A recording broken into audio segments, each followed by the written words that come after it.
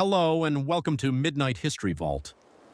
Tonight we are going to step quietly into a world of stone walls, torchlight, cold wind, and patient listening. The image of a medieval castle guard is usually very simple in our minds. We imagine a man in shining armor standing proudly beside a gate, holding a spear, watching over a grand fortress while banners move above him in the breeze. But the real life of a castle guard, especially at night, was rarely so grand. It was not a life of constant battles or heroic duels. Most nights were not filled with charging armies or dramatic alarms. Most nights were long, cold, uncomfortable, and deeply ordinary. A guard's work was made of waiting, listening, walking the same stones again and again, checking doors, watching the road, smelling the smoke from the hall fires, trying not to fall asleep when every part of the body wanted rest. To guard a castle at night was to live in the small hours when the lord and his household slept, when servants curled up wherever they could find warmth, when the horses shifted in the stable, and when the outer world became a dark mass beyond the walls. So tonight, let us leave behind the bright tournament field and the noise of the great hall. Let us forget for a while the polished armor, the painted shields, and the stories told by poets. Instead, we will imagine one winter night in an English castle in the late 13th century. Not one of the largest royal castles, and not a poor timber fort either, but a strong stone castle belonging to a wealthy lord. It has a gatehouse, a curtain wall, a small inner ward, a keep, stables, kitchens, a chapel, storehouses, and a great hall where people eat, argue, bargain, and sleep. And on this night, long after sunset, you are one of the men responsible for keeping it safe. Before we begin, take a moment to settle in. Let your shoulders drop. Let your breathing slow. The modern world can wait outside the walls for a little while. The gate is closing. The last cart has rolled in. The final light of day is fading behind the fields. Our story begins not with a battle, but with a sound. The heavy wooden bar being dropped across the gate. It lands with a deep, familiar thud, and with that sound, night begins. You are not a knight. That is the first thing to understand. You are not one of the noble men who rides into battle beneath a family banner. You do not own a fine war horse. You do not sleep in a private chamber, and no minstrel is likely to sing about your courage. You are a man-at-arms, a watchman, a guard of the castle household. Your service is useful, necessary, and mostly invisible. You may have been hired for wages. You may owe service through a local obligation. You may be one of the Lord's regular soldiers, kept at the castle because the roads are uncertain and the borderlands are restless. Perhaps you were once a farm boy from a nearby village, strong enough to carry a spear and disciplined enough to obey orders. Perhaps you learned to use a bow as a youth, practicing at butts outside the parish church on Sundays. Perhaps you have never been far from this valley, and yet every night you look outward from its highest wall, as if the whole world might come walking out of the dark. Your clothes are not splendid. Beneath your outer layers you wear a linen shirt, stiff from sweat and repeated washing. Over it a wool tunic belted at the waist. The wool is warm when dry, heavy when wet, and always a little rough against the skin. Your hose are patched at the knee. Your shoes are made of leather, soft from use and never quite dry in winter. If the castle stores are decent, you may have a padded jack or gambeson, thick layers of linen or wool stuffed and quilted to protect the body. If you are better equipped, you may wear a mail shirt, a heavy web of iron rings that hangs from the shoulders and presses on the hips. Mail is good protection, but it is not comfortable company through a long night. It pulls downward. It clinks when you move. In cold weather, it seems to drink the chill from the air and hold it against you. A metal helmet protects the skull, but it also traps the smell of your own breath and makes every sound strange, as if the world has moved slightly farther away. On an ordinary night, you may not wear full armor unless there is reason to expect trouble. Armor is expensive, tiring, and not always practical for pacing narrow walkways in the dark. More often, you carry simpler tools of your trade, a spear or billhook, a short sword or long knife, perhaps a small round shield stored near the gate, a horn to sound the alarm, a lantern if you are trusted with one, and always, always your ears. Your ears are as important as any blade. At night, the castle becomes a place of sounds. The wind moves along the battlements. A door knocks somewhere in the yard. A dog barks and then stops.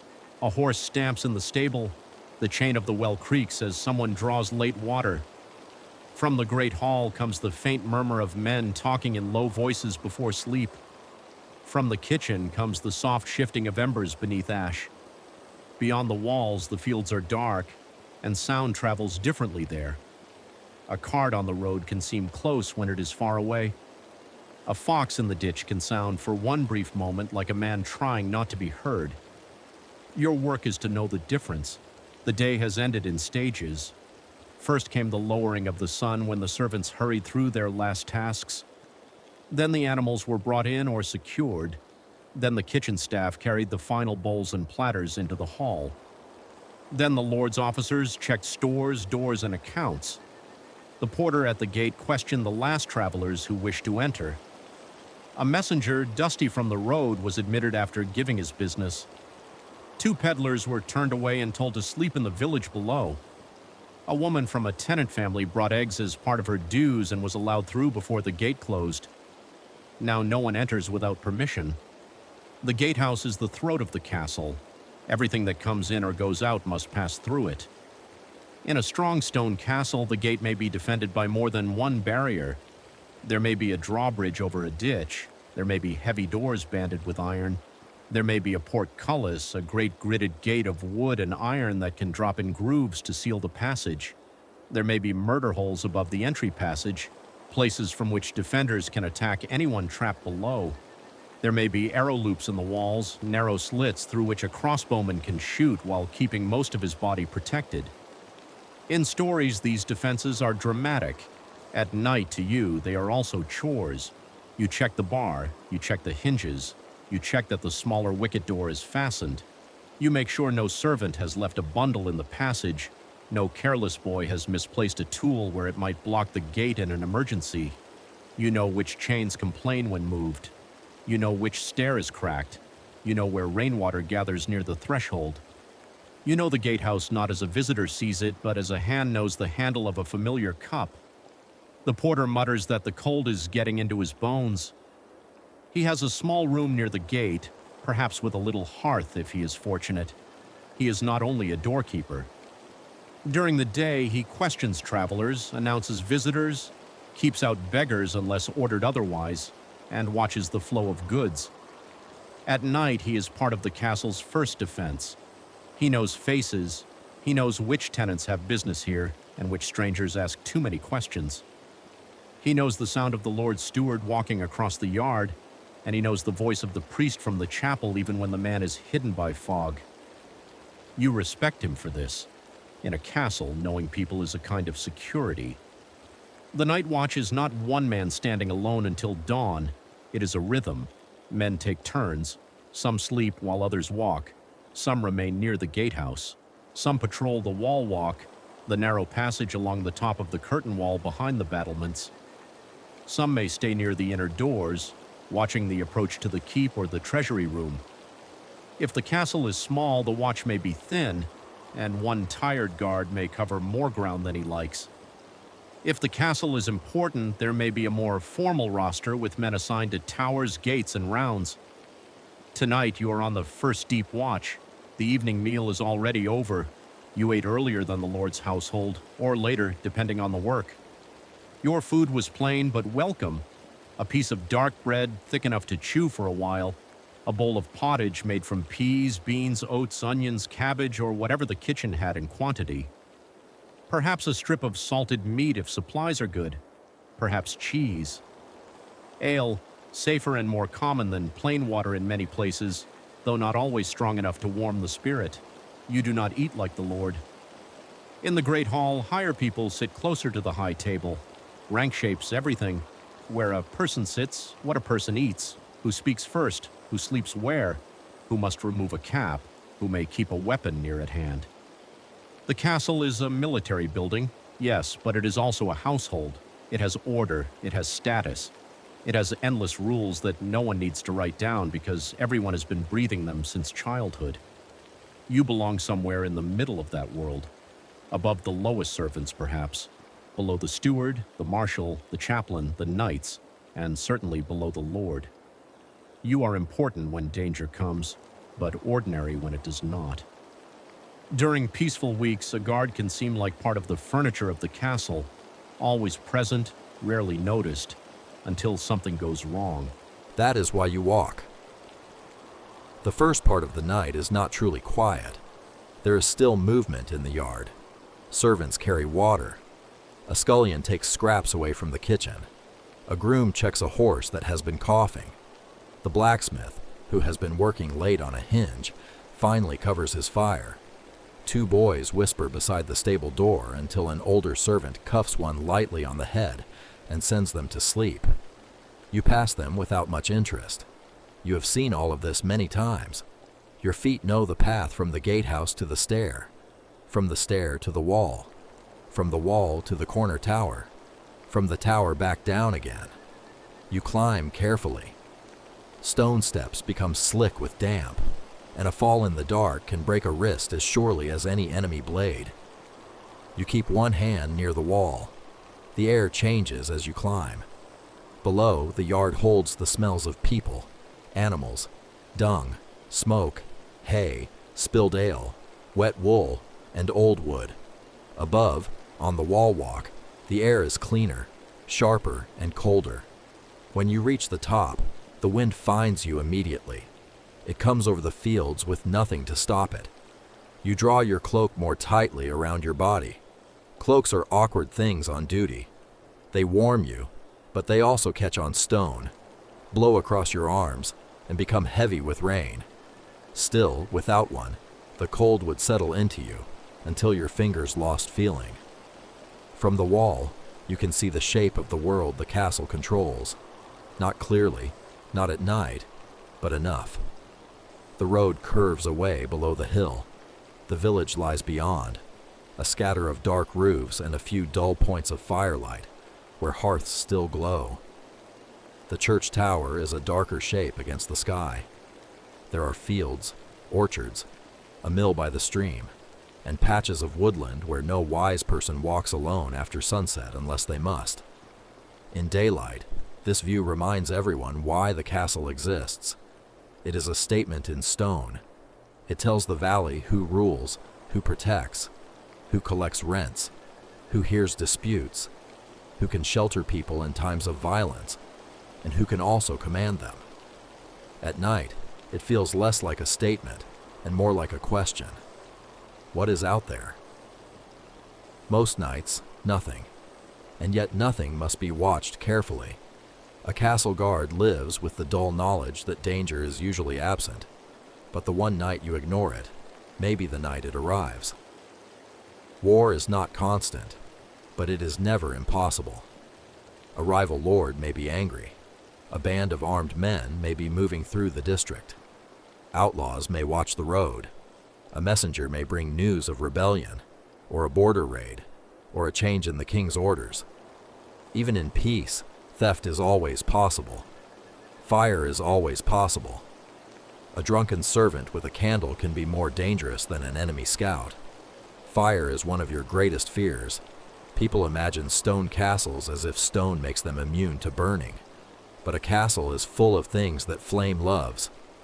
Timber floors, roof beams, straw bedding, rushes on the hall floor, wooden doors, barrels, carts, hay, grease, linen, wool, tallow candles, kitchen fires, torches, charcoal, dry kindling. A spark in the wrong place can run faster than a man, so part of the night watch is also a fire watch. You look for careless light. You smell for smoke where smoke should not be. You make sure the kitchen embers are banked safely. You notice whether a lantern has been left swinging near stored hay. In the stables, you are strict. Horses are precious.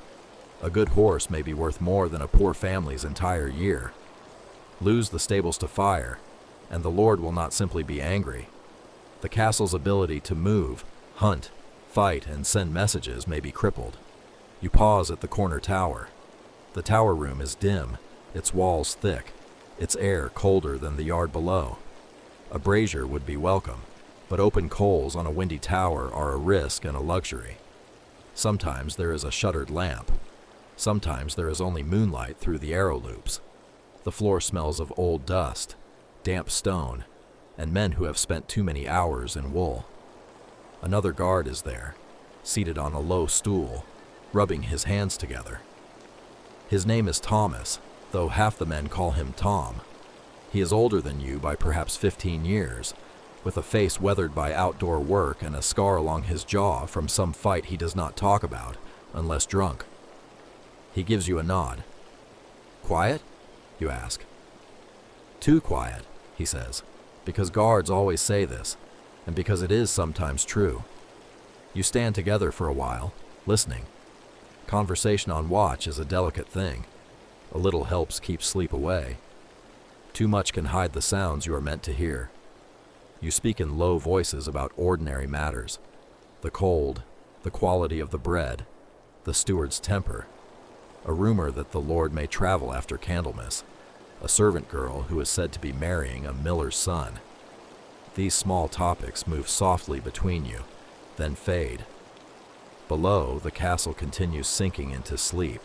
The great hall is the heart of the household. Earlier it was bright, smoky, and crowded. Men ate from trenchers of bread. Dogs nosed beneath benches. Servants moved quickly with cups and bowls.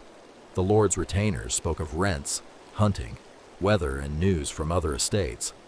A traveling clerk recited something in French that only some understood. Someone laughed too loudly. Someone spilled ale. Someone else complained that the fish had been oversalted. Now the hall is nearly dark. The tables have been cleared. The best people have gone to chambers, if the castle has enough private space for them. Others sleep in the hall itself, on benches, on pallets, or directly on the rushes. The fire has been covered for the night, its glow low and red. The smell of smoke clings to the rafters. The dogs sleep in warm piles. A servant turns once, muttering in a dream. The castle at night is never empty. It breathes. In one chamber, the lady's maid folds a garment by the last light of a candle. In another, the chaplain wakes briefly, hears the wind, and wonders whether he will rise before dawn for prayers. In the kitchen, a kitchen boy sleeps near the hearth because it is the warmest place he can claim. In the stable, a groom lies close enough to hear if a horse panics. In the gatehouse, the porter dozes with one ear trained toward the door. Your duty is to remain awake for all of them. This is the strange loneliness of being a night guard. You are surrounded by people, yet separate from them. Their sleep depends on your wakefulness. Their comfort depends on your discomfort. They may not thank you in the morning. They may not even think of you. But if a cry comes from the road, if a flame catches in the straw, if the gate is tested in the dark, everyone will suddenly remember that the watch exists. You leave Thomas in the tower and continue along the wall. The battlements rise beside you in a repeating pattern of solid stone and open gaps. The solid parts offer cover. The gaps allow defenders to shoot or look out. In daylight, children sometimes point at them and imagine sieges. At night, to you, they break the wind in uneven gusts. Your fingers touch the cold top of the wall as you walk.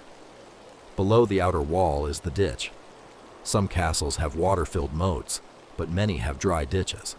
A dry ditch can still be a serious obstacle, especially with steep sides and a defended wall above it. In darkness, it becomes a black line around the castle. You can hear water somewhere beyond, perhaps the stream, perhaps only runoff moving through the ground after rain. You stop. There, a sound, not loud, not clear, a small scrape perhaps. You hold your breath. The hardest part of watching is not seeing danger. It is deciding whether a sound is worth action. Raise the alarm for every fox, and men will curse you. Ignore the wrong sound, and men may die.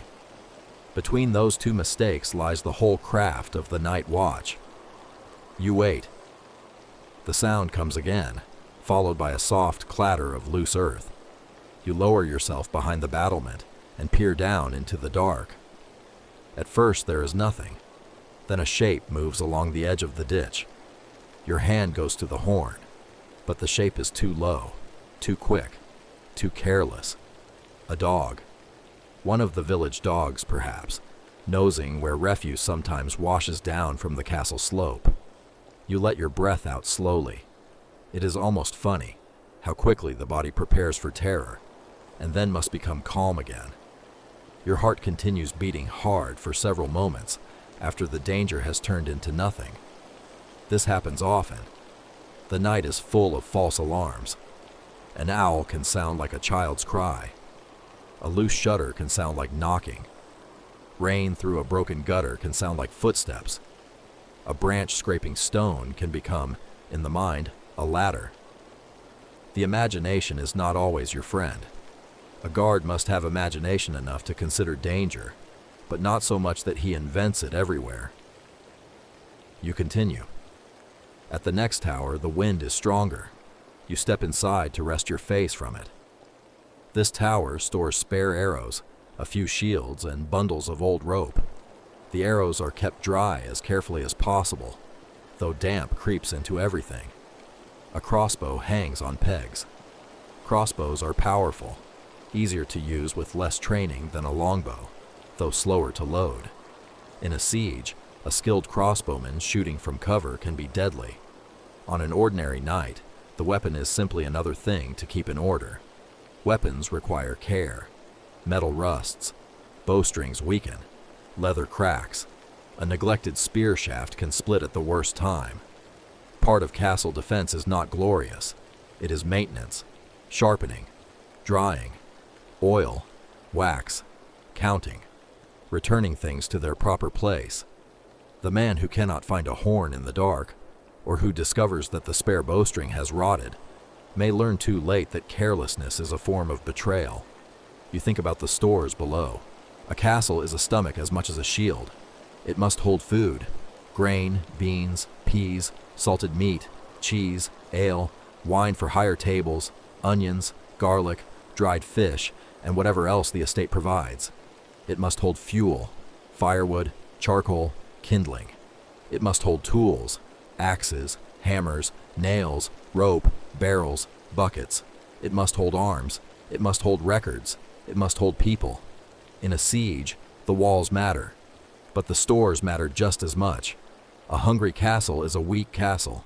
That is why guards also watch against theft from within. Not every threat comes from beyond the ditch.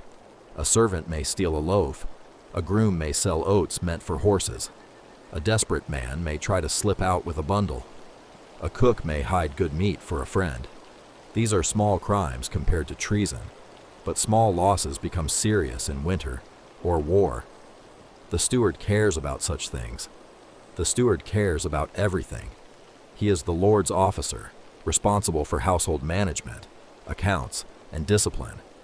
If a barrel goes missing, he wants a name. If a gate is left unsecured, he wants someone punished. A guard may fear enemy arrows in theory, but in ordinary life he often fears the steward's questions more immediately. Your pay is not large.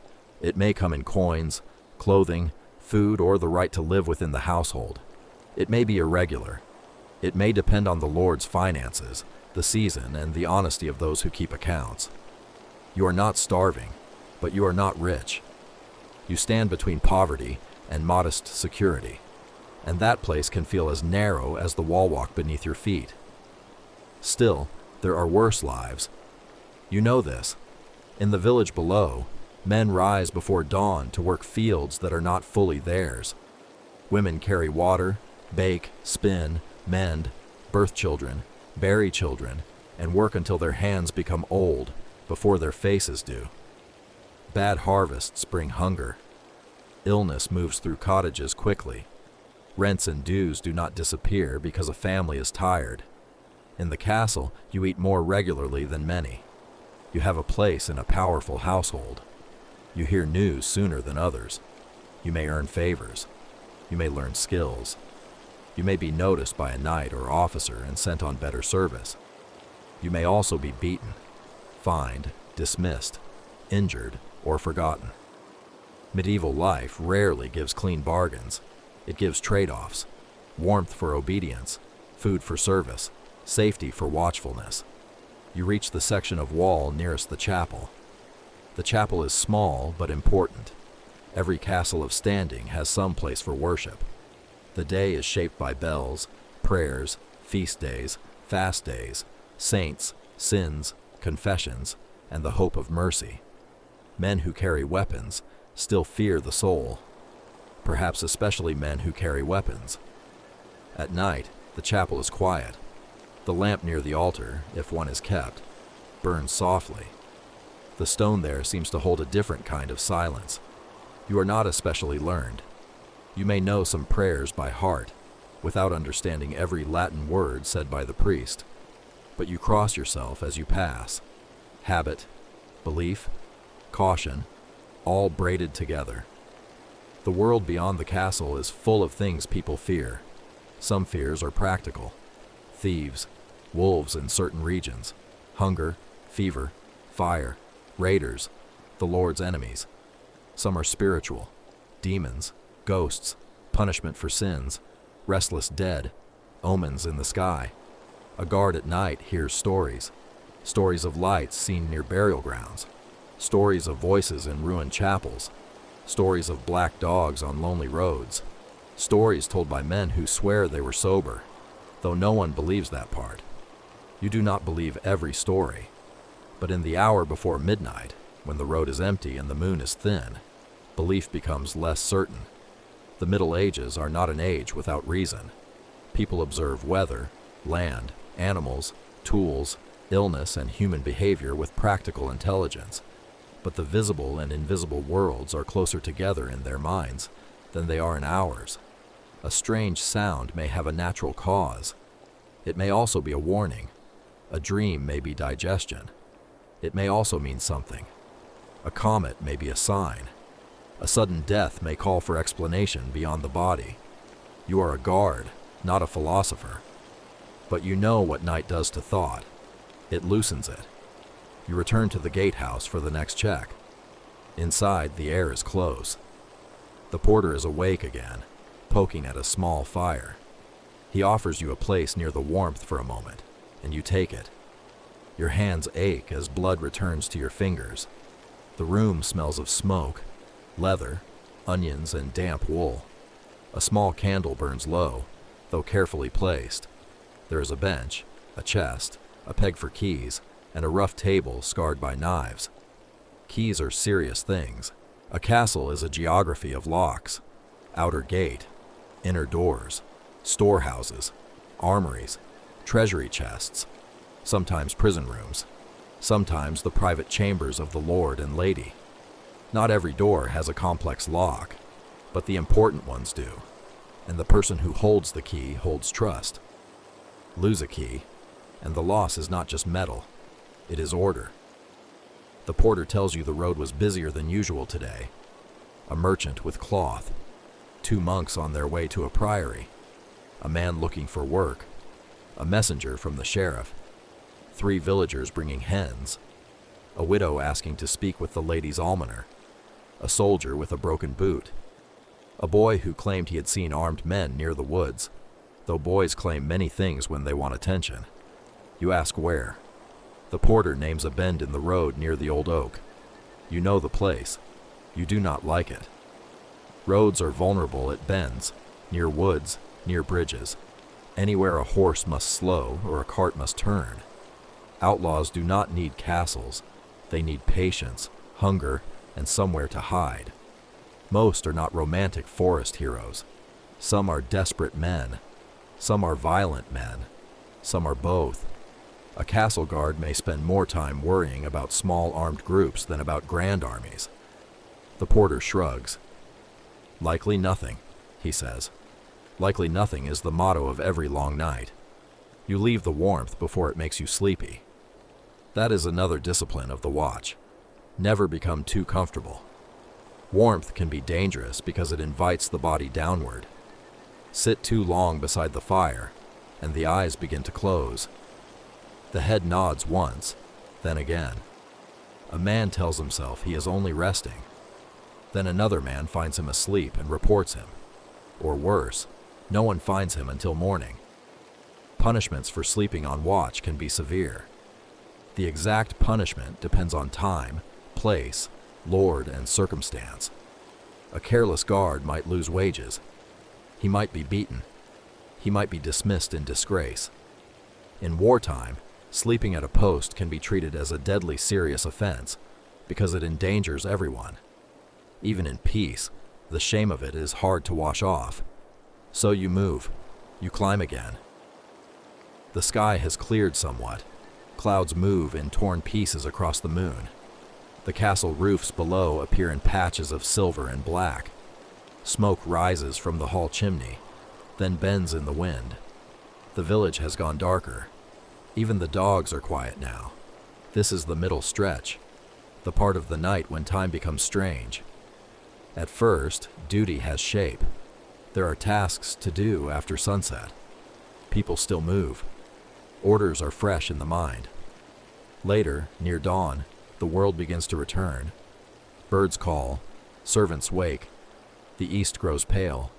But in the middle hours, nothing seems to change. The same wall, the same wind, the same weight in the legs, the same thoughts circling. You think of your bed. Bed may be too generous a word. When your watch ends, you may sleep in a guard room, a tower chamber, a barracks space near the gate, or some shared area where men roll themselves in cloaks and blankets. Privacy is rare. Lice are not. Straw helps soften the floor, but it also holds smells and small life of its own. A good wool blanket is treasure. A dry corner is treasure. A place away from snoring is almost beyond hope. Still, sleep after watch is deep. The body takes what it can. You pass one of the arrow loops and look out. The slit frames a narrow piece of the world, a pale road, a hedge, the black shoulder of a field. Arrow loops are made for defense, not comfort.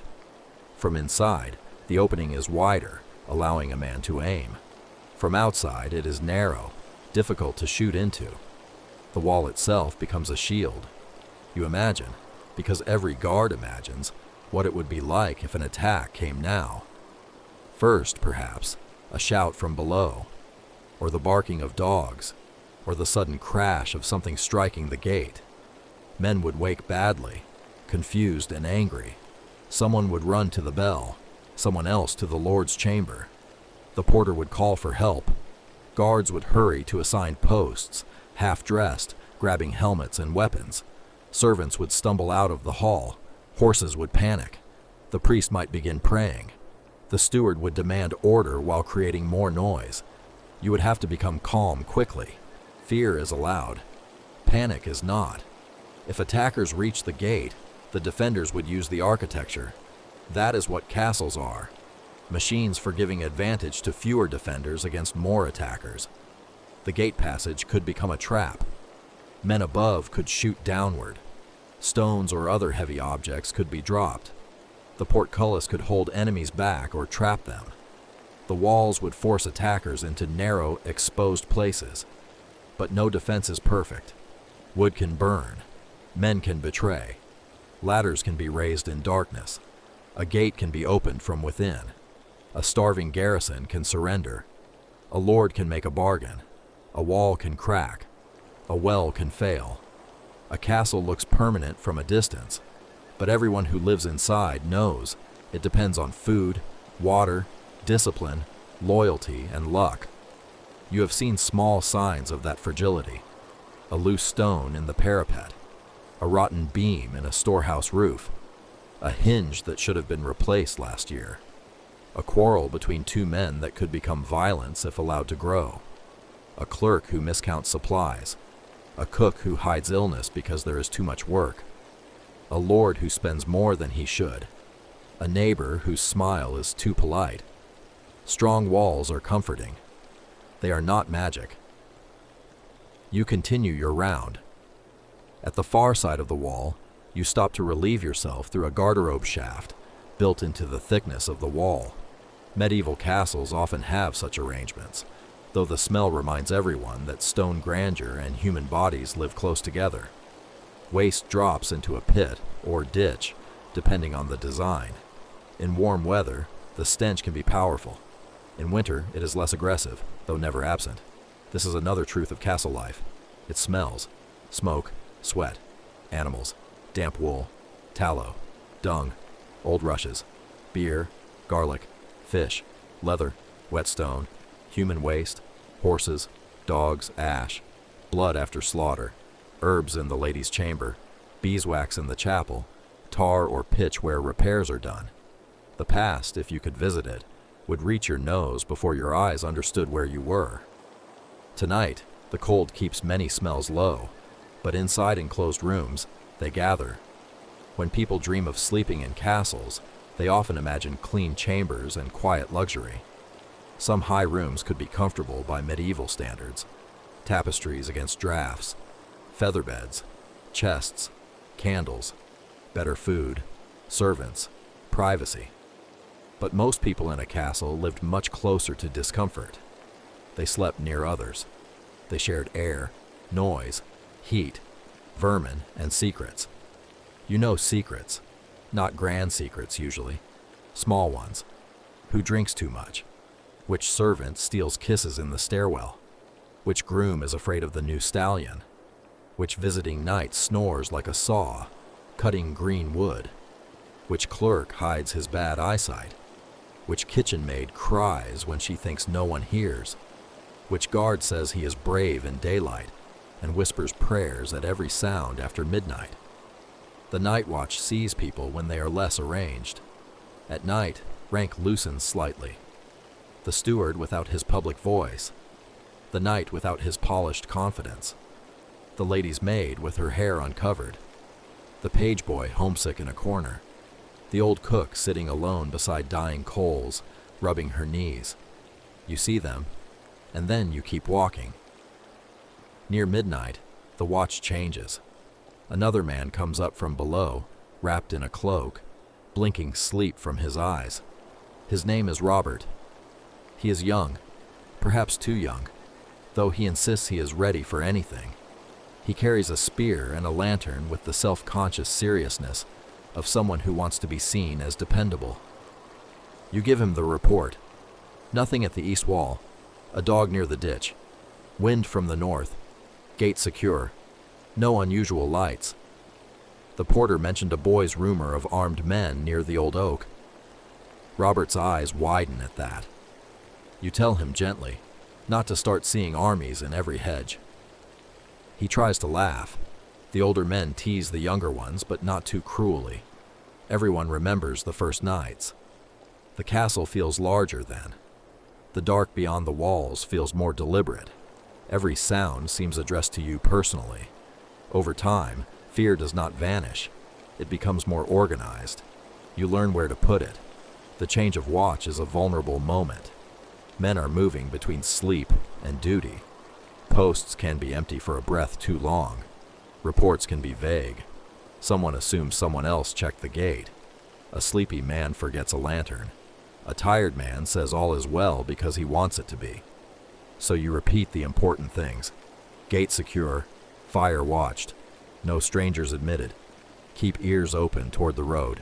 Then, because your shift is not fully done, you take the lower round through the yard. The inner ward is a different world from the wall walk. Here the buildings rise around you. Hall, kitchen, stable, chapel, storehouse, brewhouse, bakehouse, perhaps a well house. Shadows collect between them. The ground is uneven, packed earth and stone, with muddy places where carts pass often. Rainwater glints in ruts. A forgotten bucket leans beside a doorway. You check the kitchen first. The kitchen is one of the busiest places by day and one of the most dangerous by night. The hearth is large. The tools are many.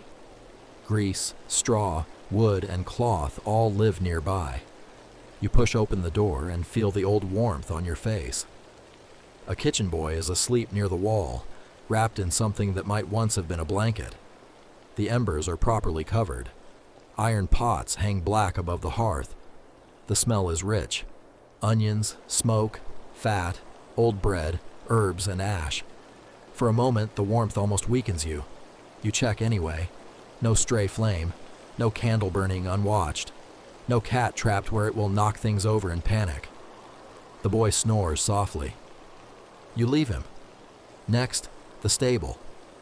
The stable breathes warmer than the yard. Horses shift in their stalls, large, dark shapes full of muscle and value. One turns its head toward you, ears moving. Another stamps. The groom wakes instantly from a nest of straw, because a good groom sleeps like a guard, never all the way down. Only me, you say. He grunts and settles again. You move slowly so the horses do not startle. The smell here is hay, leather, manure, warm animal bodies, and oiled tack. Saddles hang from pegs. Bridles are stored carefully. A war horse, if the Lord owns one, is treated with special attention. Even ordinary riding horses matter. They carry messages, people, authority. A castle without horses becomes slower. Slow can be fatal. You check the stable door and the lantern hook. You look at the hayloft. A spark up there could make a terrible end. Everything seems in order. Outside again, the cold returns like water closing over your head. You cross the yard toward the well. The well is life. In a siege, if the well is good and protected, the castle has a chance. If the well fails or is poisoned, courage will not fill cups. People can survive poor food longer than thirst. Every guard knows the well must be protected. Tonight its cover is in place. The rope hangs still. A thin skin of ice has begun to form on a bucket left nearby. You touch it and watch it crack. A small, delicate sound. Then you hear another sound, not from the ditch this time, from inside the castle. A muffled thump. You turn. It came from the direction of the storehouse. For a moment, everything in you becomes awake. The body is strange that way. It can feel heavy for an hour, then become sharp in an instant. You lower your hand to your knife and move quietly across the yard. The storehouse door is closed. You listen. Another sound. A scrape. Then a whisper. You could shout. Instead, you step closer and pull the door open suddenly. Two faces stare back at you in terror. Not thieves from outside, two servants from within. A girl from the laundry and a young man who works with the carter. Between them, on the floor, is a dropped cloth bundle. Not stolen silver, not weapons. Food, a heel of bread, some dried peas, and what looks like a small piece of cheese. The young man begins to speak, then stops. The girl looks close to tears. This is the sort of moment no romance remembers. The law of the household is clear. Taking stores without permission is theft. If everyone does it, supplies vanish. If supplies vanish, winter becomes harder. If winter becomes harder, people suffer. The steward would punish them, perhaps harshly, perhaps more harshly than necessary, because examples are useful to men in authority. But you also know hunger. You know the kitchen scraps have been thin this week. You know the girl's younger brother is ill in the village. You know the carter's boy was beaten yesterday for breaking a harness strap, though the strap was old and cracked. A guard enforces order. A man sees people. Those two duties do not always agree.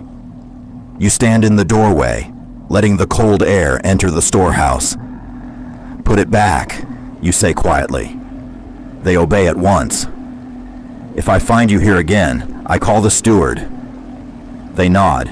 You step aside and let them pass.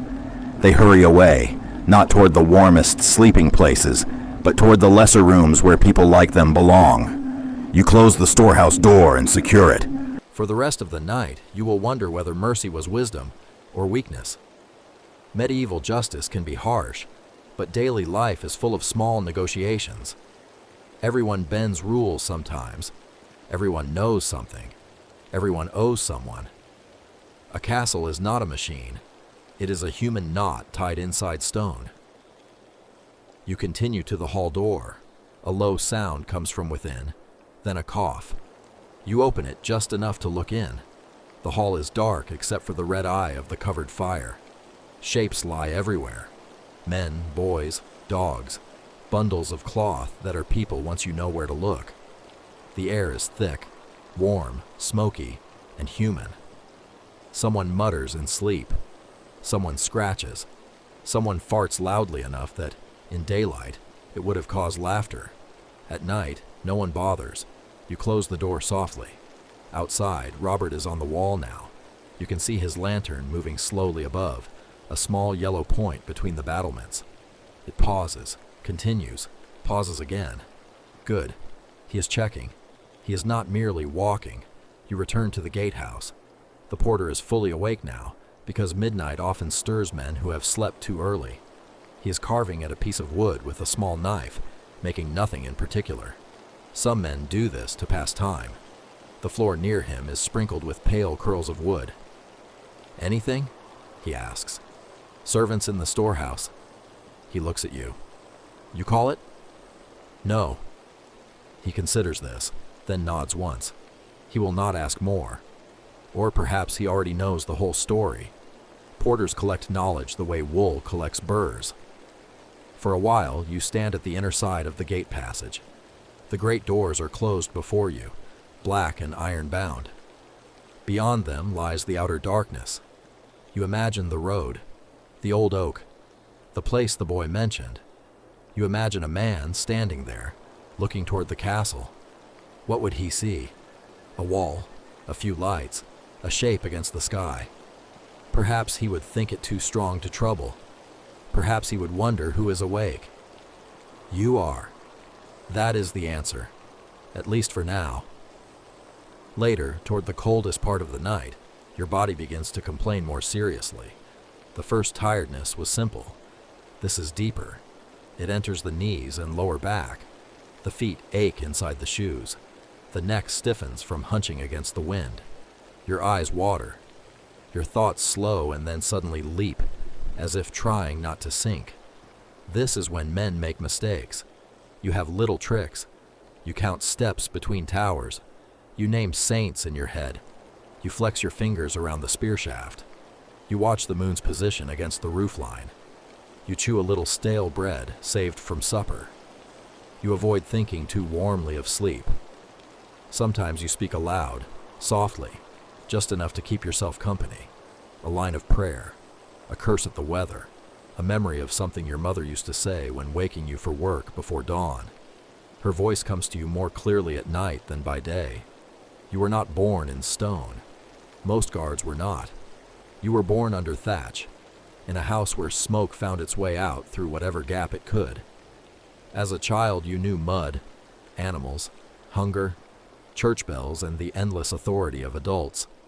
The castle stood above your world even then. You saw it from the fields.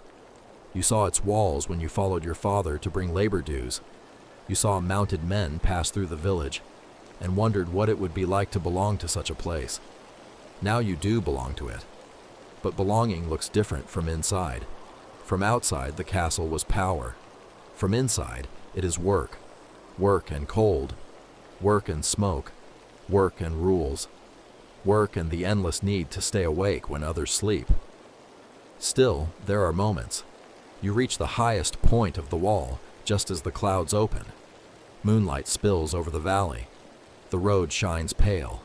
The fields appear softly silvered. The stream is a thin line of broken light. The village roofs are dark and still. Beyond them, the woods gather themselves at the edge of sight. For a few breaths, the world seems peaceful. Not safe exactly. Peaceful. There is a difference. You lean against the stone and let the scene settle in you. No poet will know you stood here. No record will name this moment. No chronicle will write that a tired guard looked out over a sleeping valley and felt briefly that his small life touched something large and quiet. But it happened. History is full of such moments. Most of the past was not kings, signing charters, or armies meeting in fields. Most of the past was people staying awake, carrying water, mending cloth, grinding grain, cleaning pots, watching gates, whispering rumors, fearing illness, saving scraps, and looking at the moon because it cost nothing. You are one of them, a small person in a large century. The wind moves on. You move with it. Near the third hour after midnight, a bell sounds faintly from the chapel. Not a great ringing, a small mark of time. Some religious houses keep the night hours more formally, rising for prayers in darkness. In a castle, the rhythm may be less strict, depending on the household, but the church's sense of time still touches everything. The night is divided not only by watches, but by prayers, bells, and habits older than anyone alive. Time in your world is not measured by glowing numbers. It is measured by light, hunger, bells, candles, tasks, and bodies. A candle burns down. A guard's feet grow numb. A cock crows too early. The kitchen begins before dawn. The priest wakes. The sky pales. Someone says it must be near prime. Someone else says no, not yet. In winter, darkness makes time uncertain. You have learned to feel the length of a watch. Tonight feels long. At the North Tower, Robert is trying to hide how cold he is. His jaw trembles. He says he is fine.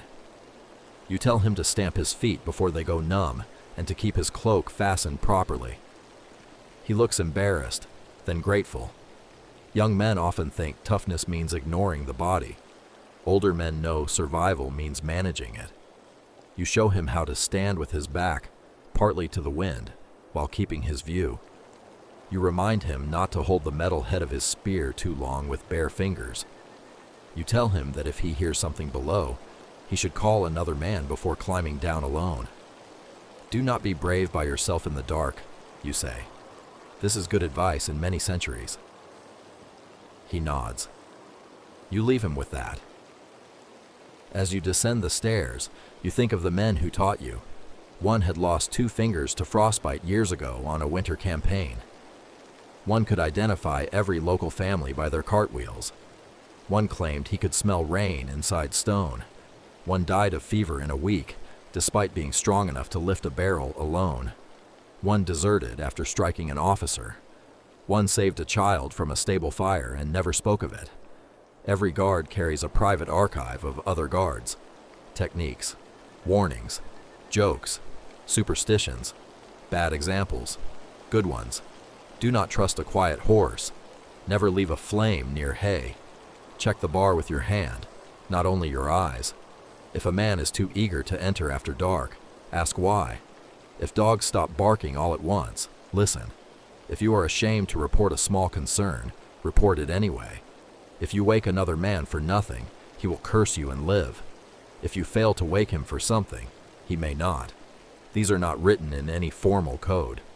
They are passed from mouth to ear, from one cold night to another. Just before the sky begins to turn, the real alarm comes. It is not dramatic at first. A sound from beyond the gate, 3 knocks, slow. Then a voice. The porter is on his feet instantly. You are beside him. Another guard comes down from the wall. The voice calls again, muffled by wood. In the king's name, open. No one opens. Not yet. Anyone can say the king's name in the dark. The porter moves to the smaller viewing slit. You stand ready with your spear, though a spear is not much use through a closed gate. Above, you hear Robert shifting into position. Good, he remembered. The porter calls out, asking who comes. The answer returns. A messenger from the sheriff, with urgent letters for your lord. The porter asks his name. The man gives it. The porter asks who rode with him. The answer, 1 servant, 1 spare horse. The porter asks why he comes at such an hour.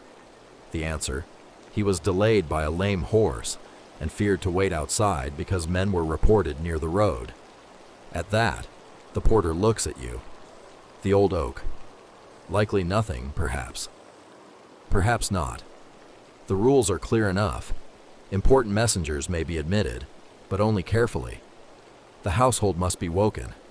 The gate is not thrown open because a stranger demands it. You send a guard to wake the steward, another to alert the Lord's chamberlain. The porter continues questioning through the gate. The man outside grows impatient. Good. Impatience sounds real. Fear can be imitated, but cold impatience is harder to perform convincingly. Still, you wait. The steward arrives in a heavy robe, furious at being woken and even more furious that the world has given him a reason to be woken. He questions the messenger himself. The answers seem to satisfy him. The outer area is checked from above as well as darkness allows. No large group is seen. No ladder. No suspicious cart. Only two mounted shapes, one of them hunched with cold. The wicket door is opened, not the great gate.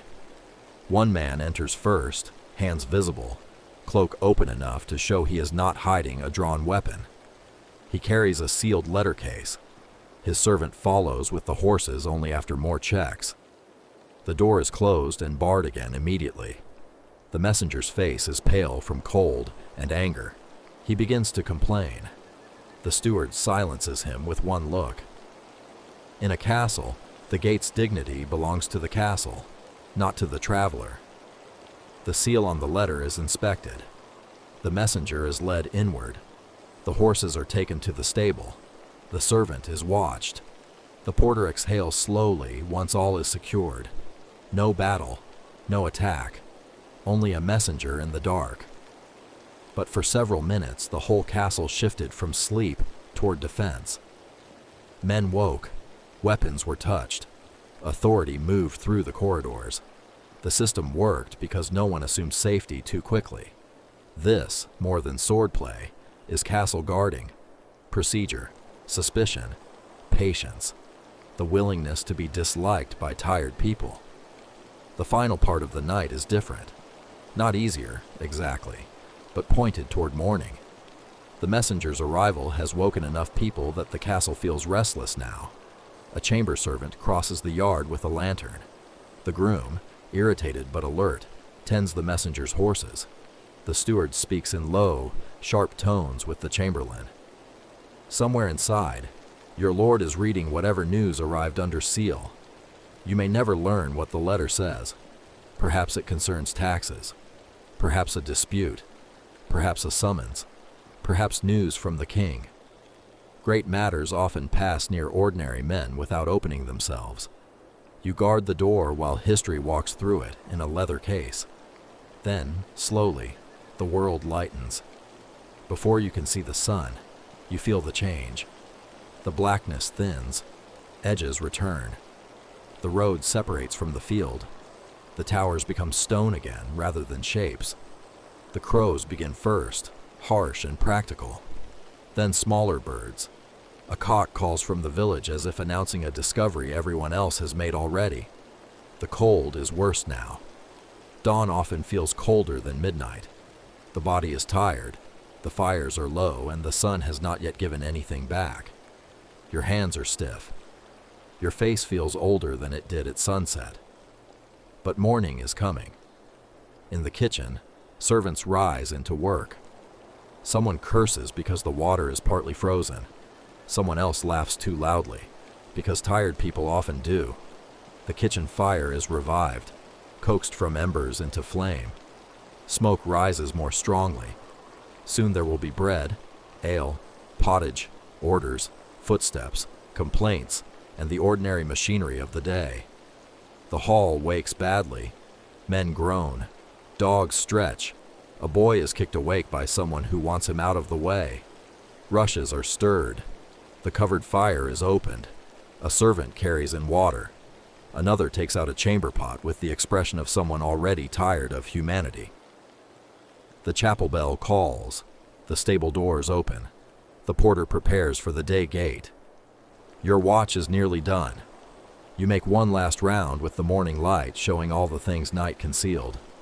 The ditch is empty except for marks where the dog moved. The wall stones are wet with frost. The old road looks harmless. The corner tower is exactly as it was. The storehouse door is secure. No smoke rises where it should not. No enemy waits below. No ladder lies against the wall. No disaster has chosen this night. That is success. A night guard's victory is usually invisible. Nothing burned. No one entered unnoticed. No gate was left open. No horse was stolen. No stranger passed without questions. No sleeping household woke to violence. Nothing happened. And because nothing happened, Your work was done well. The day guard, if there is one, comes to relieve you. He looks fresher than you appreciate. You give your report. Messenger admitted by order of the steward. Gate secure. Stores checked. No sign of men near the wall. One small matter in the storehouse handled. You do not name the servants unless asked. He listens, nods, and takes the post. You step away from duty. Only then does the exhaustion fully arrive. It comes down through your shoulders and into your knees. The spear feels heavier. Your cloak feels damp. Your eyes burn. The castle, now waking, seems too loud. Every morning, sound has an edge. Bucket, boot, hinge, cough, bell, dog, cart, voice. You want sleep more than food. But food is there, and a guard learns not to miss it. You take bread and ale, perhaps a scoop of thin pottage. You eat standing near a wall, because if you sit too soon, you may not rise. Thomas joins you, rubbing his jaw. Robert appears later, proud of surviving the cold, trying not to look as tired as he is. You did well enough, you tell him. He pretends not to care. He cares. After eating, you go to the place where guards sleep. It is not beautiful. A low room, thick walls, poor light, the smell of men, wool, leather, and old straw. Someone is already asleep, mouth open. Someone else is removing his boots with the seriousness of a priest handling relics. A helmet sits upside down near the wall. A cloak has been hung to dry, though it will probably remain damp. You find your place. You loosen your belt, set down your weapon within reach. Remove what armor you wore. Flex your toes. Scratch where wool irritated the skin. Pull your blanket around you. The castle is awake now. That is the last strange cruelty of night work. When your body finally gets permission to sleep, everyone else begins the day. Feet pass outside. A door opens. Someone calls for a missing bucket. Somewhere a dog barks at nothing. The steward's voice cuts through the yard. The kitchen clatters. The chapel bell marks another hour. The whole household rises into motion, and you are meant to sink beneath it. You close your eyes anyway. At first, the night continues behind your eyelids. The pale road, the dog in the ditch, the servants in the storehouse, the knock at the gate, the messenger's cold face, the moonlit valley. Then even these loosen. Your last thought is not grand, not of honor, not of the Lord, not of war, only of warmth, only of the great pleasure of no longer standing. And while you sleep, someone else walks the wall. That is how the castle continues, not through one hero, but through turns, through watch after watch, through hands checking bars, eyes scanning roads, bodies enduring cold, and ordinary people doing necessary things without being remembered.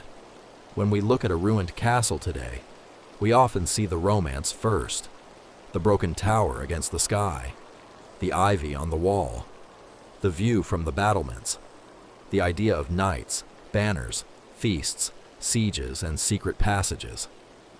It is easy to imagine the castle as a stage for adventure, but for the people who lived and worked there, it was also a workplace, a shelter, a storehouse, a court, a prison, a chapel, a stable, a kitchen, and a home of sorts. For a night guard, it was mostly stone underfoot and weather in the face. It was the discipline of staying awake. It was the humility of being unnoticed when things went well. It was fear managed quietly. It was boredom treated as duty. It was learning the difference between a fox, a thief, a messenger, and the imagination of a tired mind. And perhaps, sometimes, it was a moment of beauty, the moon over the fields, the sleeping village below, and the feeling that for one cold hour, while others rested, you were the thin line between the known world and the dark beyond it. So now, as our own night grows quieter, we can leave him there for a while. The guard has finished his watch. The gate is barred. The fires are safe. The horses are calm. The road is pale in the first light of morning, and the old castle, with all its smoke, stone, worry, hunger, rank, prayer, and patience, keeps standing for another day. Thank you for spending this quiet hour with Midnight History Vault. If you are still awake, let the last image be simple. A wall of cold stone, a valley slowly filling with dawn, and a tired guard finally closing his eyes